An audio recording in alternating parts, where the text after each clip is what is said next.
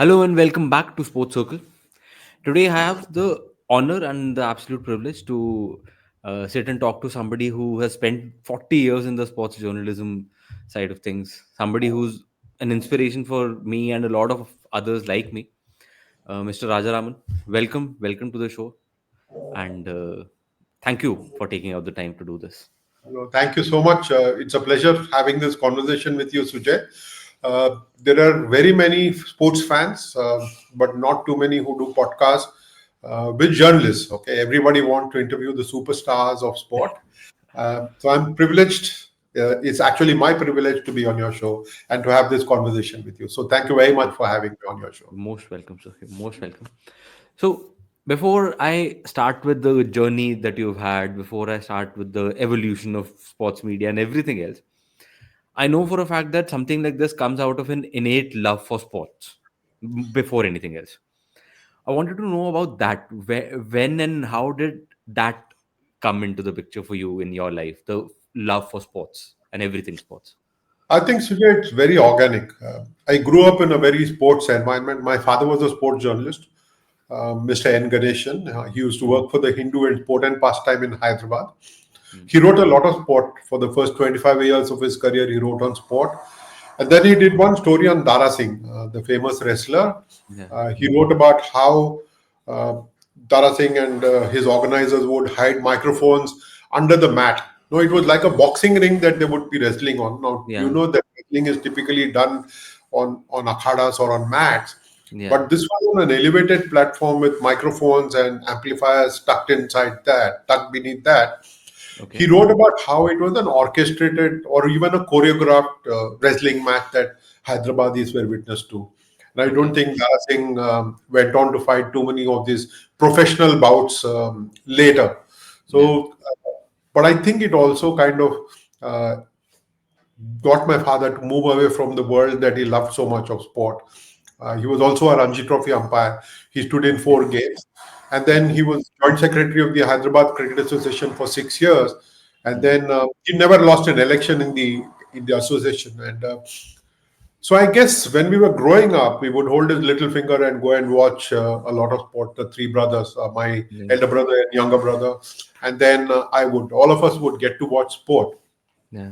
I guess it became natural. And growing up in Hyderabad, you would play a lot of sport in the neighborhood that you were in. I Mm, grew up in Vitalwadi, made famous by Muhammad Azharuddin many years later. yeah. But it was a very cosmopolitan locality with it was little India in itself, Okay. and we had diverse cultural identities there.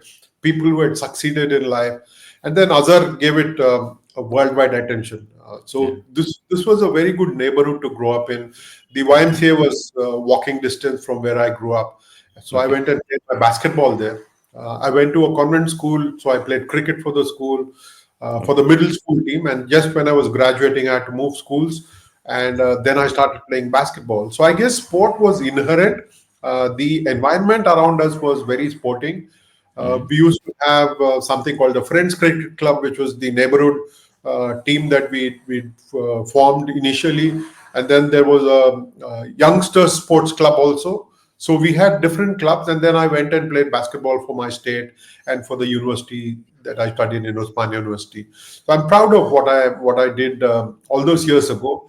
But the truth is, Sujay, I wanted to be an engineer. So I studied maths, physics, and chemistry in my 11th and 12th class. But I guess I was not good enough. So I didn't okay. get through my engineering entrance exam. But that day I decided I would be a sports writer. And so I waited for 3 years to collect a graduation degree. And then I did a post graduation degree in communication and journalism. And Okay. that set me off on the journalism journey itself. Okay. Okay. So, as you've said, sports and sports journalism almost came in naturally, uh, and so was there a moment like you've done your post graduation, you started on the journalism side of things. Was there a moment where it almost convinced you? Because from what I've noticed for a lot of people and different professions, there's always this moment. Okay, this is where I belong now.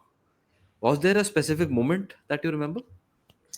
Yeah, I go back to my 12th class, and I remember a boycott that some of us had engineered. The college had hired, the junior college that it was called, had hired a temporary chemistry lecturer. Okay. And we all liked how he taught us organic chemistry. Now, it's been many years, but I know it was nightmarish to study chemistry all those years ago. And Yeah. so this lecturer of ours Hmm. uh, was quite outstanding in how he taught us organic chemistry. Okay. But when the duration of his contract ended and we didn't have another lecturer, they were trying to look for another one. Some Okay. of us engineered a boycott of the classes for a couple of days to Okay. ensure that he was reinstated. Now, apparently, he read the letter that I had written to Okay. the principal of the school, and he said, "You write so well that I think you should have a life ahead as a writer." Okay. And so, I will always be grateful for that little tip that I got from a lecturer. And then one of my grandfathers, my maternal grandfather, we used to write letters to him, Hmm. and while he would make error corrections every single time, he prodded us towards writing. So yeah, I guess there were a couple of people who were very, very influential. Of course, my dad, growing up reading what he was writing, Yeah. and we would get the newspapers and the magazines home. So reading became a habit, and because of reading, the writing became an inevitability. And I Okay. think it was a very natural progression towards writing. Once I knew that engineering was a bridge too far for me, I knew I went back to the conversations I had with my grandfather and with this lecturer of mine, and then I remember his name was Ravi Shankar, the Okay. lecturer who prodded me to look at writing. His name was Ravi Shankar. Hmm. Obviously, he moved on from that college later, and he joined the ISI. Now it's called the BIS, Yeah. the Bureau of Indian Standards. He joined ISI as a chemical technology researcher. Nice.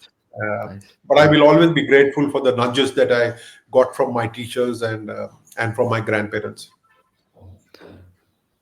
I I know it's a very chota muh badi baat kind of situation, but I'm seeing a lot of parallels in this because for me also a lot of like a couple of my teachers actually prodded me towards the writing and storytelling side of things in school, and I ended up doing the engineering course, but I literally immediately after engineering I switched to content and the writing side of things. So I'm seeing a lot of parallels, and I can only wish, Sujay, that you have a better journey than I did in your journalism aspirations, in your storytelling aspirations. Obviously, the storytelling platforms have all changed. yeah, People are looking at different platforms now. yes. Technology has evolved so much. And I truly hope that you have a better journey than I did. Thank you so much, sir. That's so nice of you. Um, so, what was the first big assignment as a sports journalist? Like, it starts with a few little pieces. I understand. What was the first big assignment? Was having a conversation with one of my heroes, ML Jaisima, a Okay. former India player. He was Yeah. captain Yeah. of the Hyderabad Ranji Trophy team. No, I'm sharing this for people who don't know ML Jaisima. He's from such a long time ago that Yeah, many will not know who Jaisima is. So that's I why I do the understand. introductions as well. I Uh, understand. I Jai understand. is somebody who we grew up adoring, not just admiring, Okay. but adoring. He Okay. was reckoned to be one of the best captains of India who never led the Indian team because his friend Tiger Patodi was leading the Indian side at that point of time. But Hmm. Jay was very, very smart and he was a very shrewd tactician. And we learned a lot of cricket from Jay. And so one of the first assignment that I did for a weekly magazine that some of us friends had got together and launched just after we Okay. moved out of journalism school Okay. was called City Week in Hyderabad. And one of the first things that I did was went and seek the blessings of Amal Jasima and then did a longish interview of his. So I will never forget the start of that journey, an interview with one of the best brains in the business. Even today, I would reckon that there are not very many cricketers who would think as astutely as Jaisima did. Okay. Ajay Jadeja is somebody who comes very close. Ravi Shastri is another one who I can think of. But Okay. I don't think there's anybody like Jaisima. So it was truly a blessing to be able to have a conversation with Jaisima back in 1982. That sounds really interesting one. So this conversation happens, and I'm sure there's a lot for you to take away in terms of the cricketing side of things as well, because I see your work today as well. There is a lot of passion for all sports. I'm not putting you in any boxes, but there's a certain passion for cricket wherein it still come across a lot of times in your tweets and your articles that you're still a student of the game more than anything else. So, how has that evolved for you, and how has Indian cricket evolved with this particular? Like you said, there aren't a lot of thinkers as astute thinkers at this point in time. How do you think cricket as a sport and you with your relationship with cricket has evolved across the time? Sujay, thank you very much. I'm not so much a cricket writer as I would have liked to be. Yeah. To be very honest, my first 10 years in journalism, I hardly wrote any cricket. First, I started off with the Hindu, so I was on the sports desk there, and you hardly any got any reporting assignments. Yeah. And then I moved to PTI in Hyderabad. So, because Hyderabad was a little zone in itself, and we were under the Maharashtra zone, under Bombay as it was then called Mumbai. Yeah. Uh, my zone was very restricted. So I got to cover one test match in Hyderabad against New Zealand and maybe a couple of one day internationals. One outside of Hyderabad in Nagpur, the 1987 Reliance Cup, I got to cover one game in Hyderabad. But there were a couple of games that I would get to go out and cover. So I was not so much a cricket writer back then. I think, and I'll be very grateful for that because if your grounding is on multiple sport, Yeah. and if you're working in a newspaper environment, you know what kind of space to devote to your copy. If you Yeah. know there's a big test match on, then you know you're not going to have much space in the newspaper. But Yeah. if you know that this is a national championship and it deserves a little bit of extra coverage, whether it's a basketball championship or a hockey competition, then Okay. you write a little bit longer. So you learn the hard way, and it was a great learning place. The Hindu desk was perhaps the best school I could have ever gone to. Mm-hmm. My colleagues were fabulous. They were very understanding. They understood my enthusiasm. They never curbed it, but they channeled it in a beautiful way. And I'm very, very grateful to each one of them who guided me in all those years ago. But when I joined PTI, then I had to be an all rounder. Yeah. Cricket came much later in life, thanks to V. Krishnaswamy of the Pioneer, who called me to Delhi back in Okay. '93. So I would reckon that my best years of cricket writing, if I can call it that, had to be in Yeah. the Pioneer, where I worked from '93 to '96 or early '97. Then I joined the Hindustan Times as the head of the department there, and Mm. because you had already people who were writing cricket there, I had to Yeah. share the cricket assignment with them. I was very fortunate. I got to go to the Cricket World Cup in England in '99 when I was with the Hindustan Times. But Okay. barring that, I wouldn't cover too many test matches. And then when you move to .com in 2000, Yeah. this was cricket.com, and then subsequently ESPN.com, I had to ensure that all my colleagues would be happy covering at least one test match in a series. So Fair. uh, two of my colleagues covered test matches in Bombay and Calcutta. We will all remember the series 2000, 2001, Mhm. 2002, Australia, right? Yeah. I missed watching Lakshman and Dravid get that Okay. fabulous partnership and Harbhajan Singh get that hat trick and push India to victory. Perhaps the greatest test match other than the tight test in 1986 that India has Yeah. been involved. I missed that. But I got to cover a lot of cricket subsequently as well. But I'm not so much a cricket writer. I would like to believe that I'm an all rounder still. But the curiosity stems from the fact that there is so much to be learned. Um, Yeah. the moment anyone thinks that he or she knows everything about their own subject, their own domain, Fair. they're making a fatal error. And I don't want to be making that error because I would want to remain a student for life. Uh, Lots of things have changed. You asked me about how cricket has changed in Yeah. the 40 years that I've been writing on sport. look, one day internationals, India was hardly playing any one day internationals. Okay. And the 1983 World Cup win completely changed how we looked at cricket and how Yeah. we looked at sport. I think Kapil Dev and his team can take a bow for how India started looking at sport very differently. Obviously, this came alongside the television revolution that Yeah. was ushered in 1982 thanks to the Asian Games. We got color television in India for the first time. And so Kapil Dev's team winning the 1983 World Cup was definitely a landmark moment. Uh, and then you got to see how Dalmia and Bindra, Jagmohan Dalmia and IS Bindra, how Yeah. they got in TWI, Trans World International, to buy the rights of a series in India. Yeah. It completely transformed how cricket was seen in the country. And Yeah. then 2003 World Cup, Setmax came in, Sony, as Yeah. it was known. It brought in a new audience to cricket. True. And then 2007, we unexpectedly won the ICC World T20, and I was very privileged to watch the games in South Africa and write about that final in Johannesburg. Yeah. Uh, that also changed how we looked at cricket. Uh, of course, IPL has come in and changed the very grammar of the sport. But I Yeah. still believe that cricket is a game played between bat and ball. I could look out of my study window and watch some youngsters play cricket. I would draw a lot of joy and maybe someday write about them as well, because it is a contest between bat and ball. Uh, True. I have seen the evolution of the game, but the more I see the evolution, the more it remains the same for me, because at the base of it all is the contest between bat and ball. Fair. Fair. Um, I'll just tell everybody, like I said a couple of minutes back, there are a few parallels, very very little parallels between me and Raj. There is also another parallel. Raj has a website called Circle of Sport, and we are, as you all know, we are Sports Circle. So I read about your journey a little bit there as well. Atlanta '96.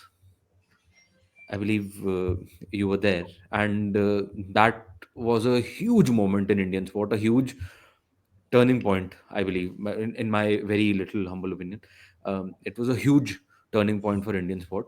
How do you think? Like, okay, what did covering that and being there do for you personally, and what do you think it did for Indian sport on the whole? First and foremost, personally speaking, I was very fortunate. I was working with the Pioneer then. My sports editor, V. Krishnaswamy, he had moved on to Indian Express, so I got the opportunity to lead the sports team in the Pioneer. I was not yet sports editor, uh, but we had done a very good job of the 1996 World Cup in India. We were the only newspaper that came out with a separate supplement. We had a pull-out every day. Okay. Uh, it looked like a replica of the main newspaper itself. It had an edit page, it had letters to the editor. Yeah. The Pioneer was reputed for having a good photo feature on the back page. So we carried lots of photos on the supplement. So people noticed that supplement. And so when Chandan Mitra, who was then who was not yet editor of the Pioneer, he joined later. He'd seen this product, and and I proposed to him that I go to England to cover the 1996 tour of India, the Indian team's tour of England. Okay. He okayed it, but when he was okay, he said, "Would you like to go to the Olympic Games?" And I said, never ask a sports journalist if he wants to go to the Olympic game. Yeah. If you would like to go to the Olympic game, please tell him that you're privileged, you go to the Olympic games and write for the newspaper.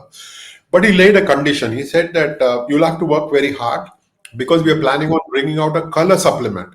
The Cricket World Cup was all black and white. And then Okay. in 1996 at the Olympic Games, he said, we want to bring out a color supplement. We want to make a splash.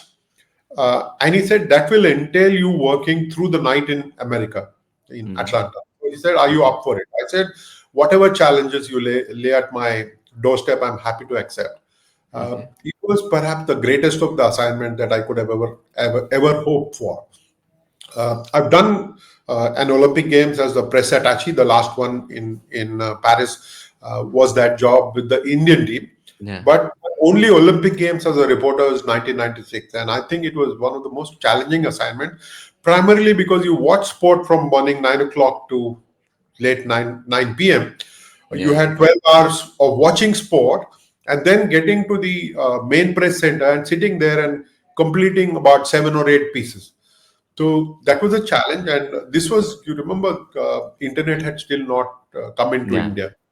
And I had a little sub notebook. I was blessed that I could um, take a sub notebook on um, monthly installments. Obviously, I couldn't afford a computer, laptop computer back then, Okay. but I picked up a sub notebook and I got my office staff to help me with a modem. And so I could dial in my report straight into the office computers, into the office servers. Okay. So Okay. technology, I learned to adapt to technology and I learned to move alongside technology. So Yeah. that I would meet the deadlines every single day. I would meet the deadline, produce a number of copy. But to watch Leander Pace win that bronze medal, first of all, the heartbreak against Agassi in the semi-final, Yeah. and then to go on to beat Meligeni after being a set down.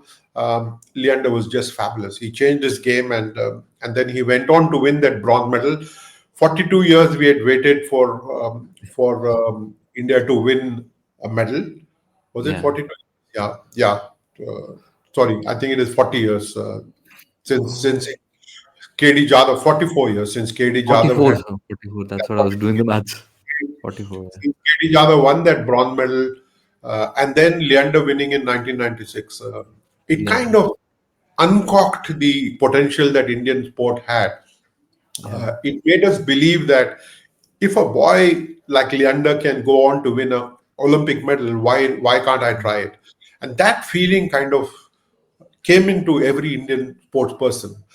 Till that time, Okay. we would only look at the hockey team.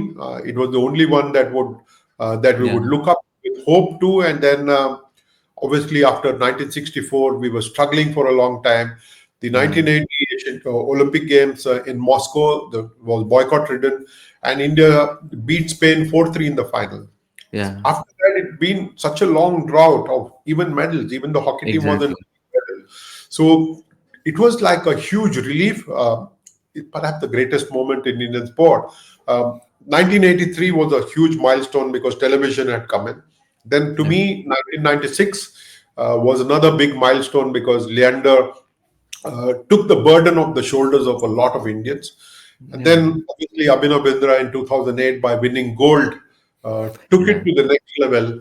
And winning an Olympic gold in athletics, Neeraj Chopra showed that Indians are physically smart as well. They can win a gold medal in a very, very physical event. Yeah. Uh, till that time, we had lots of world billiard champions. We had world chess champion. You know, Yeah. we kind of began to, and we had Abhinav Bindra and Gagan Narang doing well in shooting, and Yeah. Rajavardhan Rathore winning another shooting silver medal Double in tap. Yeah. 2004, we all started thinking that for physical sport, Indians are not good. It's only for the mental side of sport. Okay. So to me, 96 was truly a milestone, something that I will never ever forget till the last breath. Okay. I want to ask about the evolution of sports journalism, sir. But I want to ask it in phases. I want to ask about different aspects of the evolution. First things first, obviously, on the like overall spectrum, how do you think it has evolved generally? Again, technology, obviously, there's a huge role, but how do you think overall it's come from when you started and where it is today? So I think it's a technology. The changes in technology are very integral to how sport journalism has changed. Okay. So then we must be very honest because technology allows you to report faster, but at the same time, it brings along challenges because television is live. There are many digital organizations which are streaming live now and Yeah. which are giving information on the fly. So, technology first, we'll have to look at how technology has evolved, and then we will try and understand how sport journalism has had to keep pace with it. Okay. And I'll speak from it from my own perspective.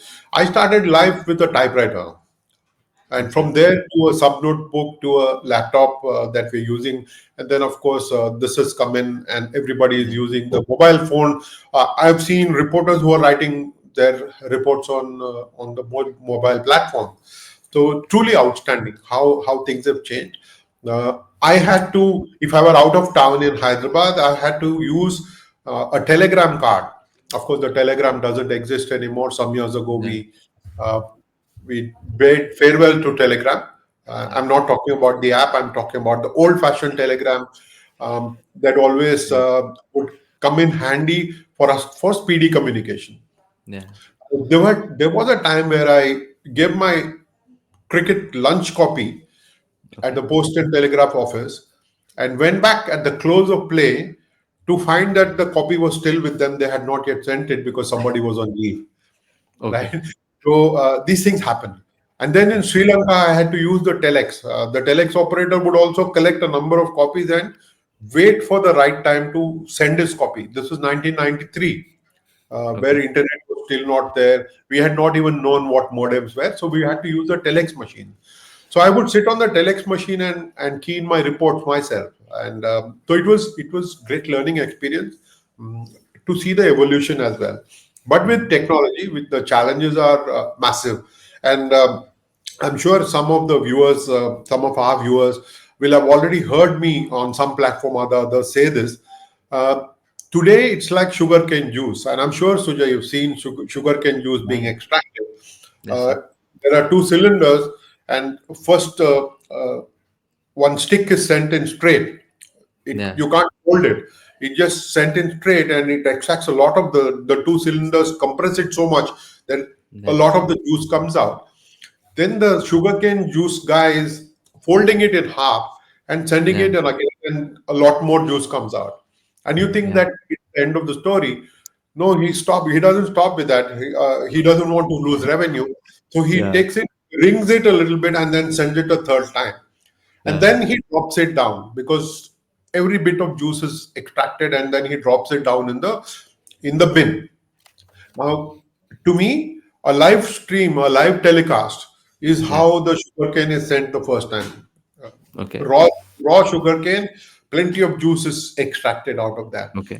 Okay. Later in the evening, many channels or many digital organizations are analyzing them. The Yeah. same. That's when the sugarcane is folded in half. And there are so many other platforms that actually take the juice out. So for a newspaper person, to write a good report the following morning. Okay, you've seen Yeah. a test end in, let's say, in Australia. The most recent example is from Fair. Sydney. Yeah. Game would have ended about 2 o'clock Indian time. If I'm writing for a newspaper the next morning, Yeah. look at how many media organizations have already extracted the juice out of that game. Why did Yeah. India lose that match? Why did India lose the series? All Yeah. of that has been discussed. So, for you to read a newspaper report the next morning, either I have to tell you a very good story that's Mm. not been said anywhere else, or I have to tell you the story in a very good manner.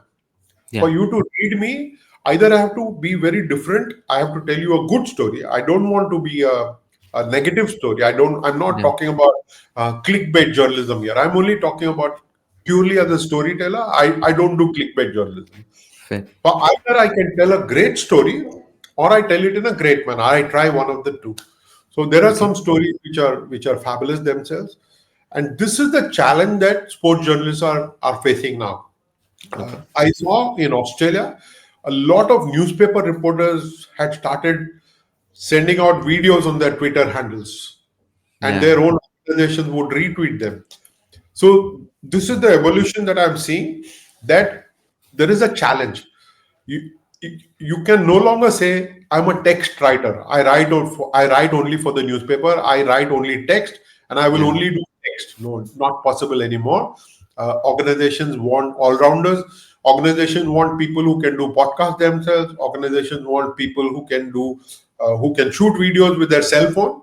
Yeah. I think this is the evolution, but it also the challenge is how do you tell a story, and this has led to a lot of people looking at the negative side of life, Yeah. the negative side of sport, and the negative side of human relationships. I think if we can avoid that, the beauty of sport can be beautifully explained to people. More people will start playing sport. I think there is so much that can be told. Um, it doesn't have to be rags to riches stories every time. It doesn't have to be pathos. There are so many other emotions that we can talk about, and that people will really like hearing. Yeah. So okay, I've this has been about how the journalism side of things, the technicality has evolved. I want to ask Raj about this value side of things now, because I'll tell you the context for this. At this point in time, we are in the middle of this weird storm that is happening in the media, and more on the social media than in traditional media. This newfound buzzword called PR. I mean, this has always existed as long as humanity has existed, but there's this newfound buzzword called PR this time, and at this point in time, everybody is a PR machinery. There is no, and I'm talking about even the digital journalists at this point. Everybody has chosen sides, from what I can see, and everybody who's expressing an opinion that is not favorable from what they are seeing and thinking and talking about, it's all PR. Then it's all okay. You have been paid, and you have been paid, and you have been paid. This is what I wanted to ask: how has the value system and the responsibility side of things evolved? It's a great question. Not a very easy one to take on and answer, but I will do the best I can, Sujay. Sure. Uh, I have not been influenced by public relations agents to write any story. I've always written what I believed in. I think there is a readership for this. I think there's a viewership for this. There is an audience for such stories. Okay. You don't have to take sides. One of the most beautiful things about sport, Sujay, is that as a journalist, you are allowed to have opinion Yeah. from times immemorial. I'm not talking about today. I'm talking about 50, 60, 70 years ago. Yeah. If it was a great pass that right out is passing to the center half, center forward to score, then you Mhm. would talk about it as threading a great pass, right? So you're sitting in Yeah. judgment. Or if there was very poor trapping happening on the part of a defender, and then this goal is allowed, then you would talk about it as very poor defending, right? So Okay. this is the only place where you could both be an analyst and an analyst. Analyst as in ANNALIST, which is a historian, and Yeah. analyst as in somebody who would analyze the game for people. So sports Okay. was one place where you had the ability and the opportunity to express your opinion. So you Okay. could take sides, so long as you don't get personal. But I Yeah. think today, thanks to social media, we've got very bitter with personality cult. If we talk Exactly. about superstar culture today, it existed even before. There would be differences of opinion between players in a team. Now, this is very human nature, Sujay. For two people to come together and work always is not very easy. We saw Leander and Mahesh come Yeah. together, storm the world, and then fall apart as a partnership, right? So Exactly. we've seen Exactly. this in multiple sport. I don't need to illustrate every single experience, but Leander and Mahesh are a very good example of how humans can come together and then they can drift apart. Yeah. Fair. So if we understand that, and if we are honest with our own expression of what we have gone through, Hmm. basically when I'm seeing Leander and Mahesh split, Yeah. there is pain, and if I'm able to transfer the story of my pain to the reader, then the reader is understanding what I'm trying to say. He knows Fair. it's not personal, right? He knows that I'm not getting very personal with either Leander or Mahesh. I'm not taking sides. I'm only saying that, wow, what a beautiful partnership this was, and what a sad thing it is for them to go their different ways. Okay. Especially not win an Olympic medal. That hurt, right? As a Yeah. student of sport, as a fan of Indian sport, it hurts that one of India's best combinations ever was not able to win an Olympic medal. And they came It, close. right? They They came back together and they came close. Correct. They went up to the quarterfinals. Yeah. Then we had combinations playing the bronze medal match as well, and they're losing out. Yeah. Now, this hurts, okay? But at the same time, you have to understand that this is sport.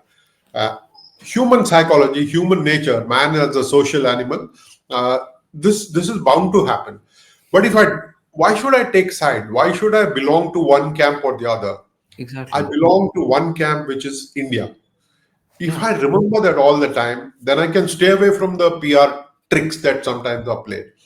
I have no problem with how the sporting ecosystem is evolved, primarily because it becomes part of uh, the very nature of the beast is such that you perhaps need PR persons at point of time, because you're Yeah. fighting for that attention span of the viewer, of the listener, of the reader, and True. we all know that they have very short attention span. To Yeah. grab that attention, sometimes you need these little tricks, and which is perfectly all right. They can try it, but should I, as a journalist, fall for that?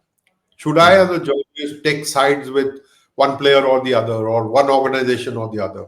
I think that's not the right thing to do. Absolutely. So the last question in the evolution side of things, how has the athlete journalist relationship evolved over the years? Another difficult question, huh? Sujay, you seem to have specialized in getting those difficult ones today. But again, it's a harsh reality. There was a time where journalists were the medium, the storytelling medium for Yeah. athletes. Uh, Test match in West Indies, 1971. Maybe a handful of journalists went there. There was Akashvani, All India Radio, Yeah. broadcasting commentary from there, and from England in 1971. So the journalists were the eyes and ears of the fans. They would tell stories of the players back then. Some of them did outstanding jobs. They have left behind a large body of work, which we can fall back on and learn a lot from. Yeah. But today, social media allows athletes to have direct access to the fan. There would be a time where a player would call you and say, "Hey, would you write about me? I'm going through a lean patch. I need some kind of support. I Okay. need some kind of backing. Would you be able to write some kind of a piece that draws the attention of the right kind of people?" If Okay. you believed in that athlete, if you believed in that sports person, you would go ahead and write about it. If you Yeah. believe that there's a chance for the sports person to continue to excel on that journey of excellence, then yes, definitely you would go ahead and write about it.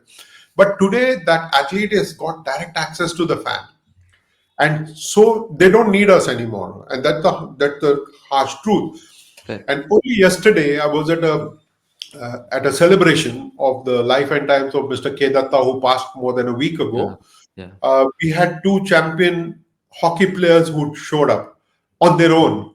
There Okay. was Ajit Pal Singh, who was captain of the 1975 World Cup winning team, and there was Zafar Iqbal, who played in the 1980 Yeah. Moscow Olympic Games and then led the team in 1984. Yeah. Both these gentlemen showed up because they revered Mr. K. Datta, who used to Okay. write in the Times of India. Okay. He was the connect. He was the storyteller. Primarily, he was one of those storytellers who would tell the story of Ajit Pal Singh or Zafar Iqbal. Okay. So they respected that. Today, and R. Ashwin has his own YouTube channel. Yeah. Yeah. Uh, Virat Kohli and MS Dhoni and Rohit Sharma have got countless million followers on Yeah. Instagram and on X. So Yeah. they don't need us. They don't need us to tell their story. So my challenge as a journalist is to tell stories that they don't tell themselves. Yeah. So there is room for everybody. The sports people have all realized that they are storytellers themselves. They are both the stories and the storytellers themselves. Yeah. We have to evolve as journalists. We have to keep pace with the evolution, and the relationship that you share with an athlete has not changed. Yeah. You're no longer the only way to tell a story. If you have invested in young athletes, Yeah. they will be friends with you for life. They will continue to have conversations with you for life. But I see this, most of us uh, most of my younger colleagues no longer go and watch local sport. That is Yeah. where relationships are built. Um, I was very fortunate that I was part of the PR team that wrote press releases for Khelo India school games in 2018, January. Okay. This is about 7 years ago. Yeah. And I found a number of athletes, including Srihari Natraj, who's now a two-time Olympic swimmer. There was Manu Bakar, there was Saurabh Chowdhury, there was Dheeraj, who was an archer who finished fourth in the Olympic game this time. So a lot of these young athletes know me from 2018. So I Yeah. would only ask my younger colleagues, please go out and start writing about these champions before they become champions. True. Then your relationships are really sound. Now, one other story that I give Sujay to people is this: how Yuvraj Valmiki, Yeah. one of India's finest hockey players in the past decade, scored a winning goal. He scored a golden goal against Pakistan in the Yeah. Asian Champions Cup in China in 2010. And Yeah. that is when a lot of my colleagues discovered that he'd come from the slums in Bombay, that he'd spent his early part of his life in the slums in Bombay. He'd been playing for Junior India, he'd been playing for India, but that story became such a big story only when he scored that winning goal Yeah. because they didn't know.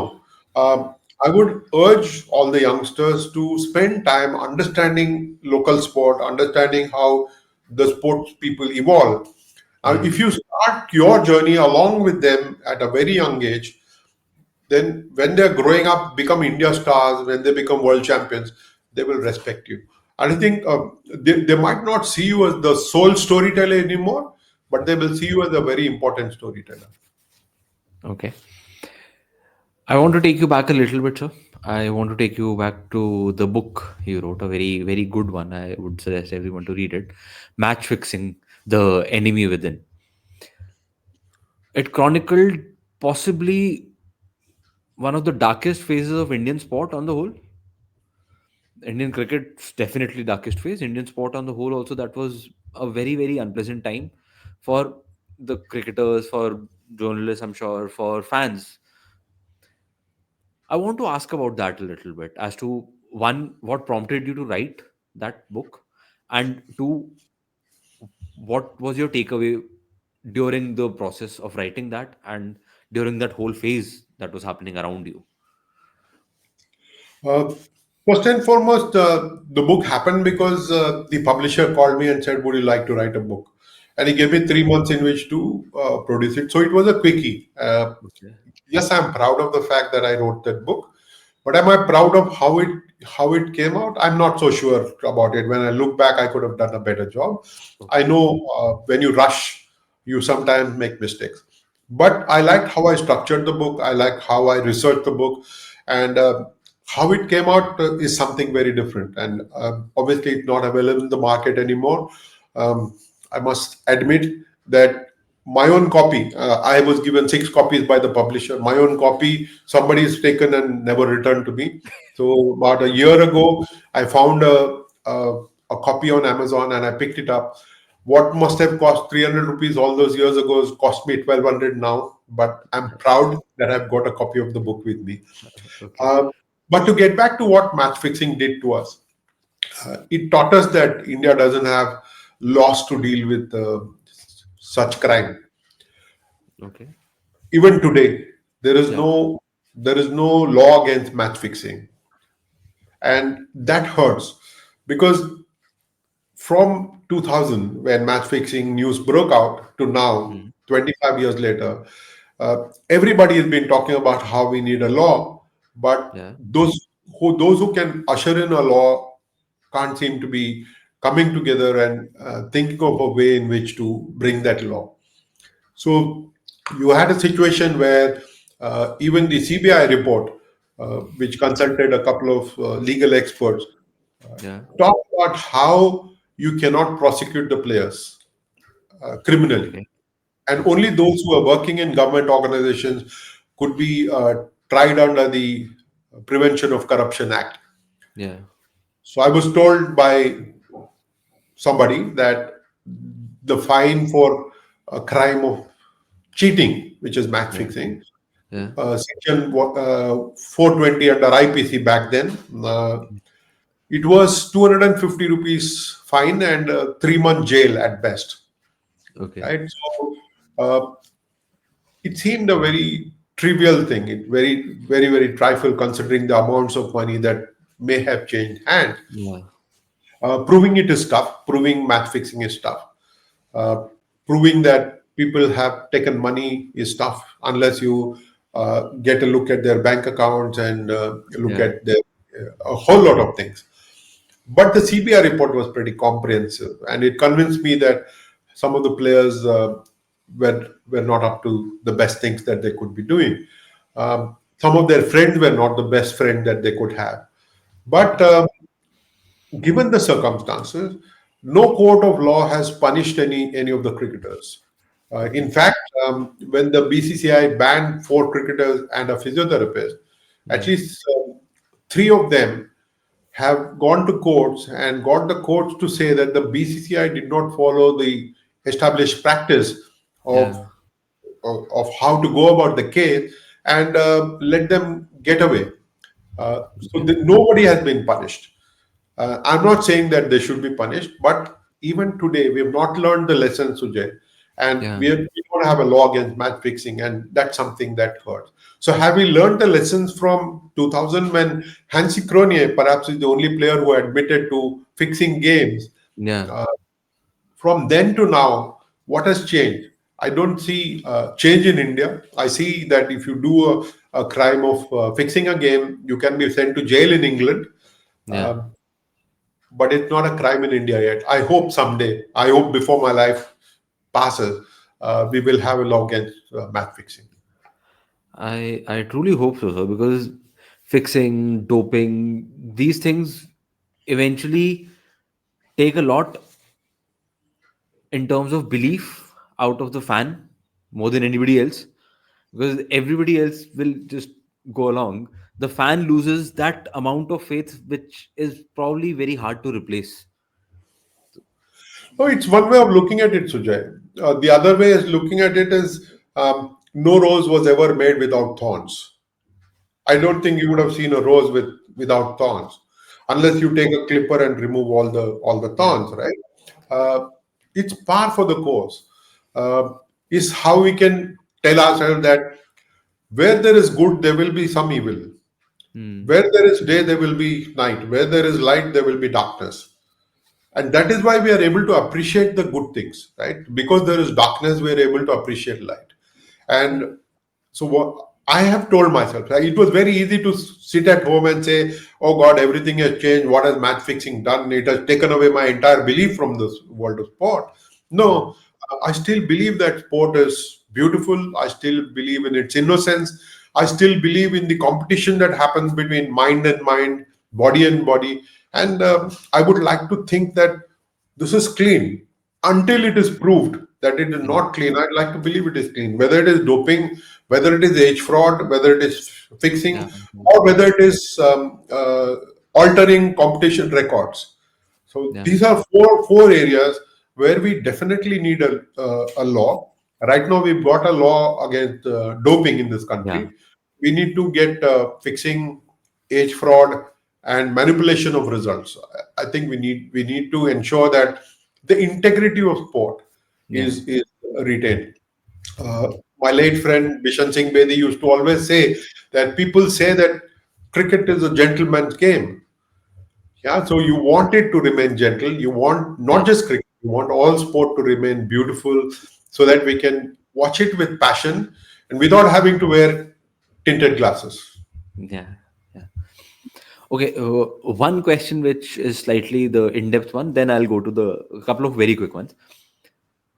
Your take on the cricket versus rest debate. I think it's evolving a little bit. The other sports are getting some time under the sun, but for the longest time, it was literally a case of cricket versus the rest. How do you think that is changing, and do you think it is changing considerably, or still taking baby steps almost? Sujay, it was never always cricket versus the rest. India started off being a hockey country. The last Uh, few years. when we won all those Olympic medals, Yeah. we were a hockey country, and cricket was far below the pecking order in terms of popularity, right? True. Uh, but things changed thanks to 1983, thanks to television, thanks Yeah. to how cricket has evolved. Yeah. One thing that I point out always, and I think people find it boring, but it is the truth, is that cricket has been designed without knowing. Of course, cricket was invented or discovered all those years ago, centuries ago, when television was not known. Yeah. But today, when you look at cricket, it is the only sport that allows you to insert commercials between This is what overs. I've been saying for the longest time on this channel as well. The only other sport where this is possible is tennis. Because Yeah. after every two games, the players go and sit on the chair and you can show about 30 seconds commercial. Yeah. Therefore, cricket draws big rights. Okay. But then the counter argument is, how do European football teams or leagues, how do American basketball teams and the league make money? Right? The culture there is very different. The sports culture there is very different. In India, it is about what is seen on television is what is consumed. Therefore, we believe that it's the only thing that is happening. So Yeah. cricket dominated television. I remember having a conversation with Mr. I.S. Bindra back in the 90s, Okay. and he said that we want to have cricket on every single day. Look at golf and look at tennis. We had just got Prime Sports and ESPN into India. I'm talking Yeah. about how the cable revolution changed the sport setup in the country. So we would get to see ATP tennis every single week, and we would get to see the USPGA tour every single week. Yeah. That is what he said, that we want to take over the time and have a lot of cricket on television. And Yeah. look at where cricket has gone. It's not very easy for, let's say, my friend here, Neeraj Chopra, to be throwing the javelin with the same intensity week on week. Yeah. Not possible because he needs time to recover. He might do 3 months of intense competition, but his body needs to recover. So it's not easy for all athletes across different sport to be playing week on week, month on month through the year. Not easy at all. This is a challenge that sports organizations face. How Yeah. can they get a little bit of time on television? How can they get people to watch streams on the mobile platform? Yeah. And therefore, cricket does dominate India, primarily because it's a great product. Most importantly, the Indian cricket team started winning more matches. Yeah. It started doing really well. We used to travel overseas and lose miserably. Yeah. We would lose four matches in five. Sometimes we would lose all five test matches. So Yeah. we were not even a middling test team. But today we are a very competitive side in all formats of the game. Yeah. And when your team starts winning, the nation starts believing that it is winning itself, and that Yeah. is why cricket is doing well. You can have any number of football matches, and if India is going to lose to the neighboring teams, you're not Yeah. going to provoke the same kind of passion. You played football yourself, so you know what Yeah. I'm talking about. Yeah. It's very hard to evoke the kind of passion that cricket does. Right. Hockey is something that we all love dearly. It has been handed down to us as a legacy. Yeah. It's a great tradition to follow. And when they win the bronze medal in the Olympic Games, we celebrate it. Yeah. But we need to see more of our stars on television. True. Why is a Messi or a Ronaldo such a huge star in India? You go to the marketplace, you will most likely find a CR7 shirt. Yeah. You won't find a Virat Kohli shirt or a Rohit Sharma shirt, Yeah. right? So, what is there on television, and obviously it's high quality product, what we get to see of European football Right. or American basketball or Formula One racing or of Yeah. golf, is fabulous quality. Um, True. Cable and satellite television changed how we play sport, how we look at sport. The challenge for sports organizations in the country is to find ways in which to get a little bit of the time on television or on streaming platforms. I'm very happy a couple of national sports federations have got their own YouTube channels because Yeah. they know that TV channels are not going to come and help them. So they have launched their own YouTube channels for people to follow. And Yeah. I think that is the way forward. They must monetize it for them to feel a little bit more confident, invest in technology so that the viewing experience is better for everyone who follows the sport. Athletics is Yeah. one of them.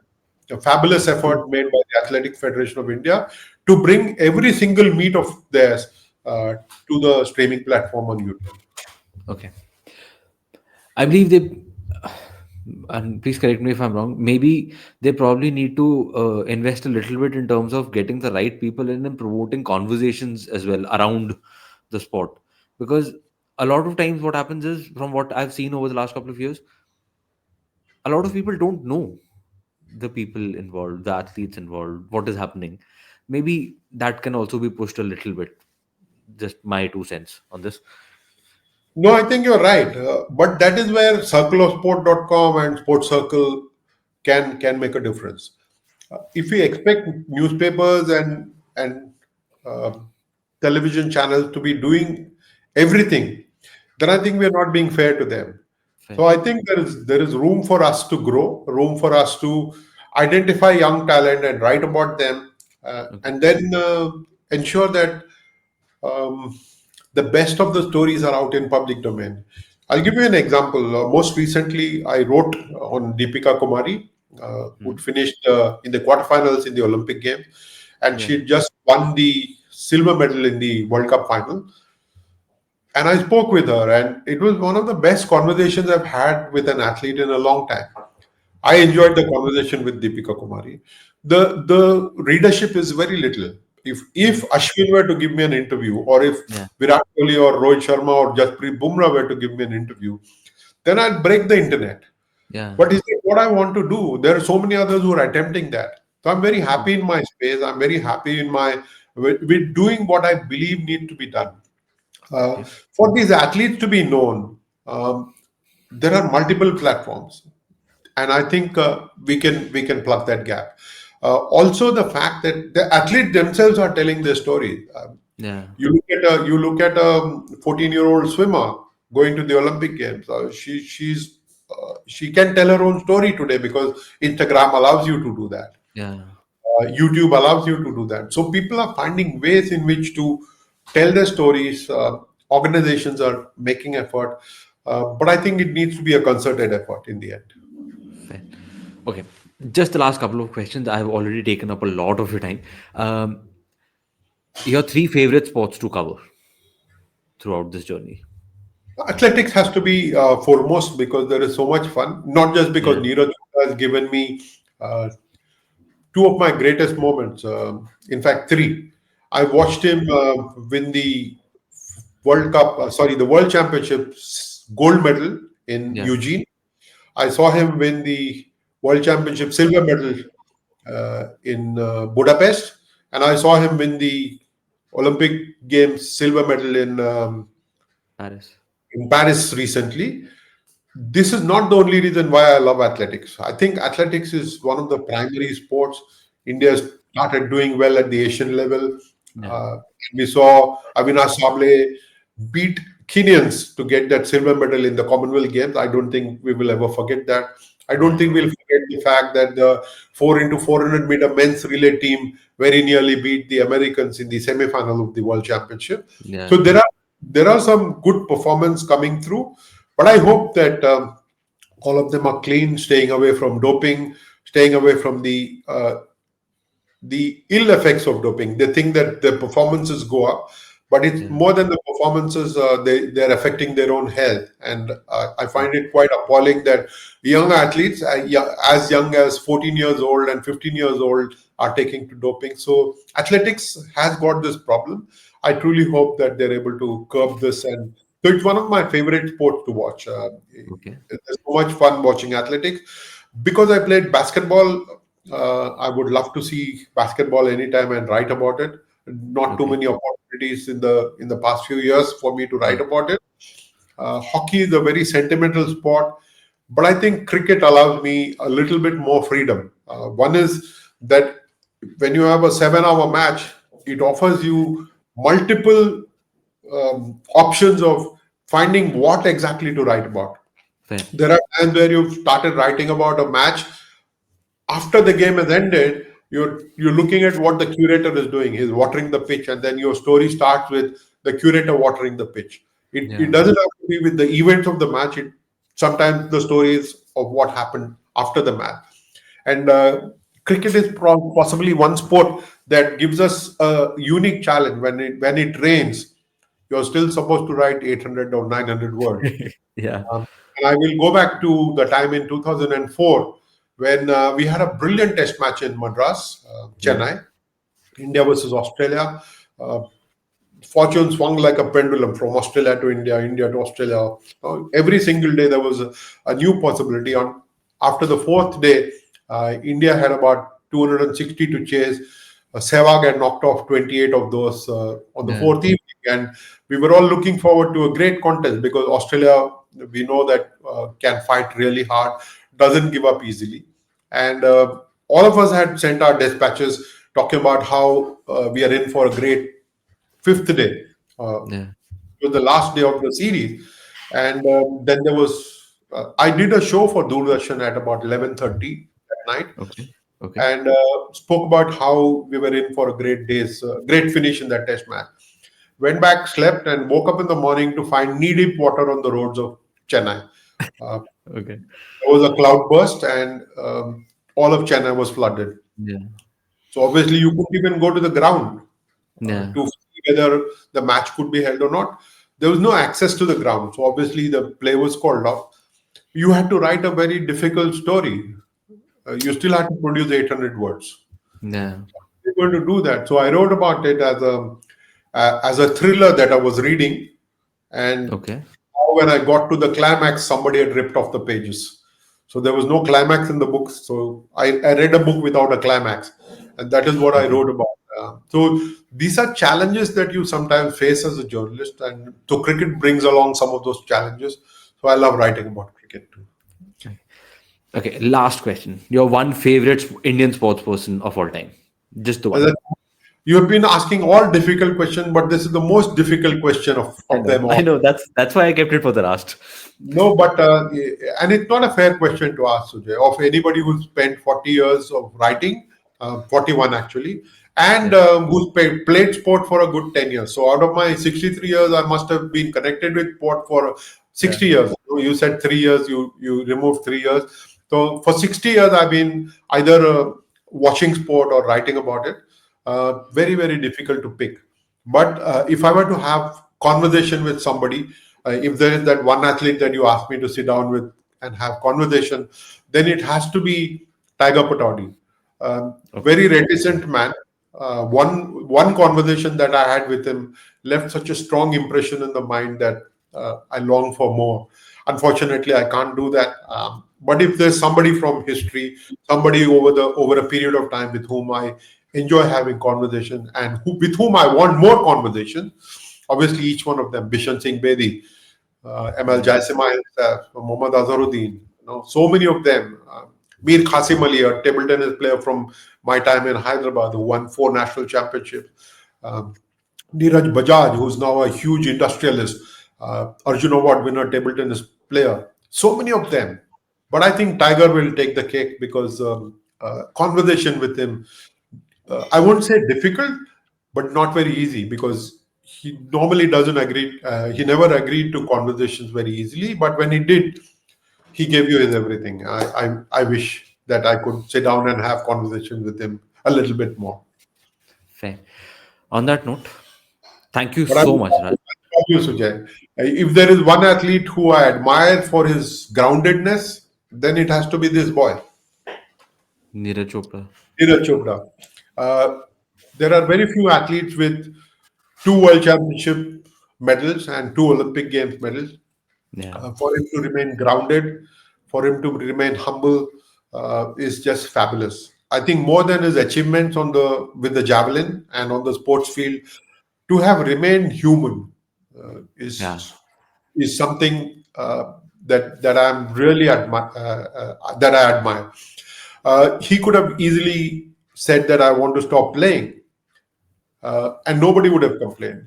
But the Yeah. way he continues today, the way he trains, the way he is ready to launch his third World Championship medal this year Yeah. in Tokyo, I think he's a fantastic example for everyone.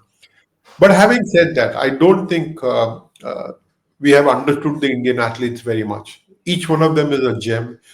Whether you're playing at the state level or at the district level or at the club level or for India, each one of them is a story, is much more than a story actually. Each Yeah. one of them an inspiration because they tell us what humans are capable of, what India is capable of. And I think that is what makes sport such a beautiful thing.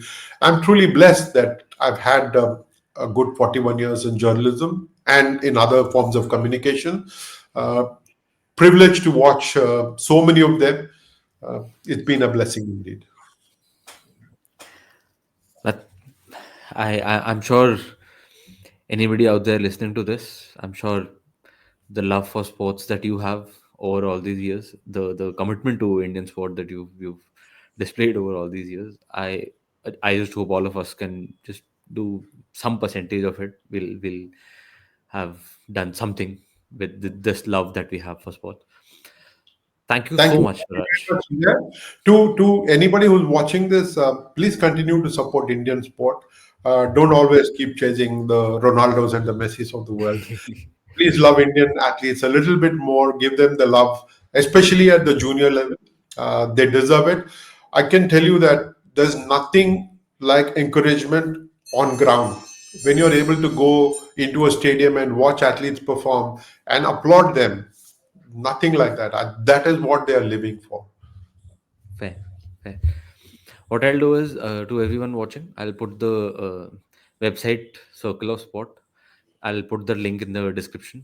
Do check it out. You'll find a lot of actual proper sports journalism and proper sporting content there. Do check it out and do read the articles there. And thank you once again, Raj, for taking up this time. It You're was an kind. Thank absolute you so much. India. absolute pleasure. Thank you.